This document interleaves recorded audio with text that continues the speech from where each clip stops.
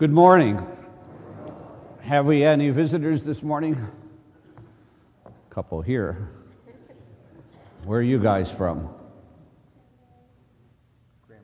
Cranberry, okay. How's the weather up there? Is it good? Okay. Anybody else? Okay. Well, welcome to you all this morning. In the gospel today, we're still continue to read St. Mark, and for the last 3 weeks, we've actually been reading about the very first day of Jesus' ministry. If you remember, he went into the synagogue and he began to teach with authority. Now, at the end of the Sabbath, he goes home to Peter's house. And when they get to Peter's house, he finds out that Peter's mother-in-law is sick. And so he goes to her, and it says he touches her, and then she gets better. Then she gets up, and she prepares a meal for them.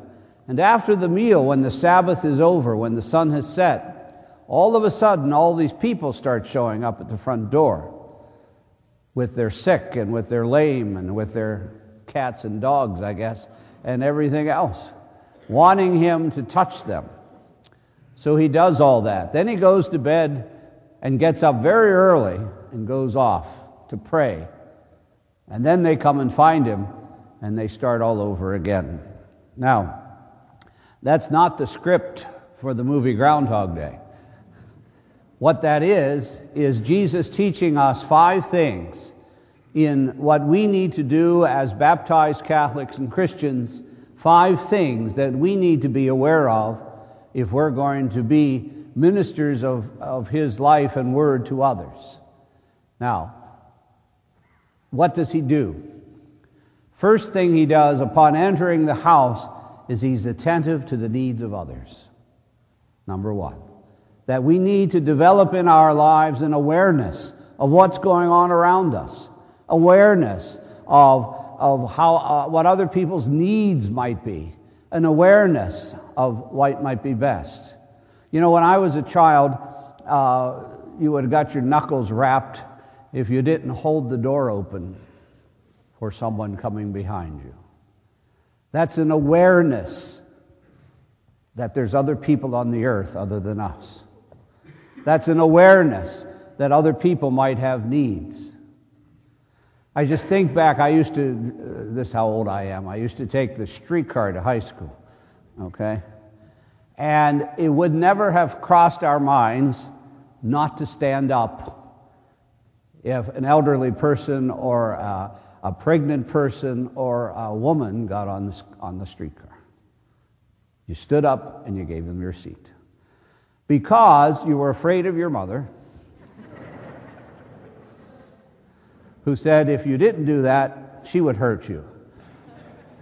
But she wasn't there, and we did it anyway. Because that developed within us an awareness. And by the way, if any of you don't know what a streetcar is, ask somebody who's over 50.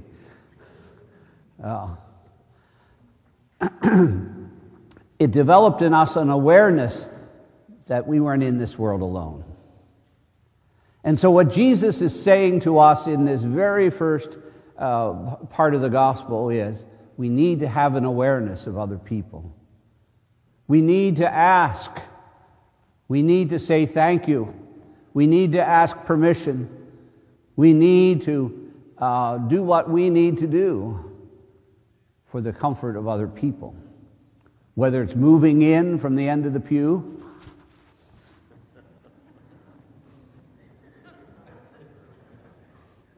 or actually pausing and letting someone in traffic on the way out. Whatever it might be, are we aware of the needs of others? And that's the starting point. How can we serve others if we don't know what their needs are? So we need to lift up ourselves and our children in consciousness that we are not the center of the earth. That God is. That's number 1. Number 2, learn how to accept the thanks of others. After we give, we have to be willing to receive. And so what did Jesus do? He accepted her getting up and making supper. He didn't say, oh, no. We'll go down to the deli. He accepted it. If we were all just givers, who would we give to if there were no receivers?